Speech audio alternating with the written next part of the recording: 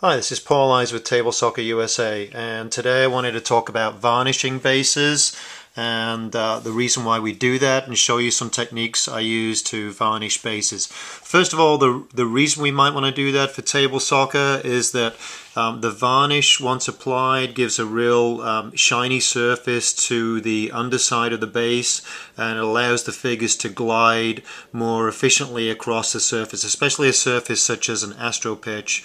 And you can really get a lot more out of your equipment with that. It's much more fun. So varnishing the bases, it really can improve the value you get out of the bases and your play of the game. So let's look at some of the products that I use to do this. First of all, I've got a set of bases here turned down. These are sure shot bases turned over. These are just the base itself without anything in them yet. I'm not too bothered about the weights inside at this point. I've turned them upside down ready on a flat surface. You want to choose a surface that you're not too worried about. I've got on some medium density fiberboard here, just a little working area. Definitely don't do this over your dining room table. Not recommended with this varnish over here. The varnish product that I'm using currently is made by Testors, available here in the United States, and it's called Glass Coat Lacquer. And I'm not sure you can see the serial number or the resolution is good enough, but it's Testors 1161 is the serial number on there. Okay, so that's the product that I'm currently using.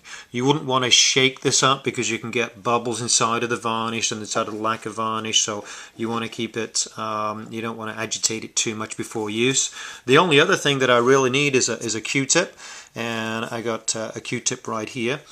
And as far as applying the varnish, I'm going to show you how that's done right now. I get a little bit of the varnish on the end of the Q-tip. It's not too difficult to process here. And as I get that, you don't want to have too much that it's going to drip off. So just, but certainly so that it's soaked at the end.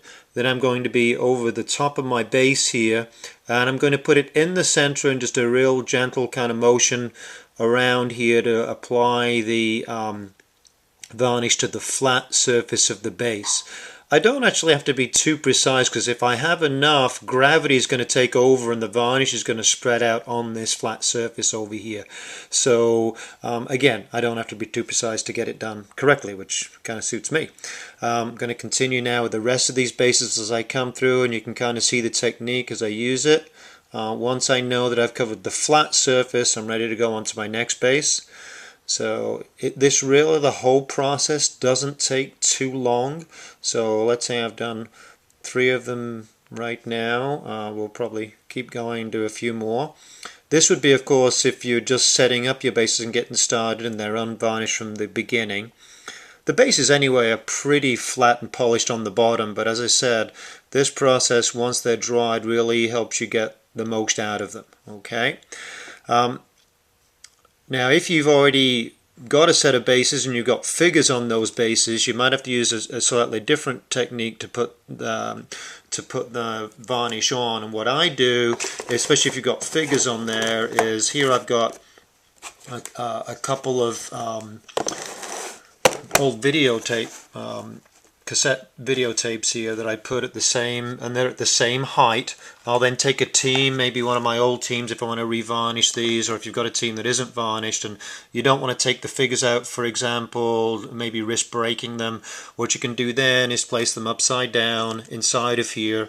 I'm using these video cassette holders here, which I know are not as common as they used to be, but you could use 2 pieces of wood as long as they were the same height, and it would do just the same job. And once you've got them here in a nice flat situation, you can go ahead and again use the same varnishing technique.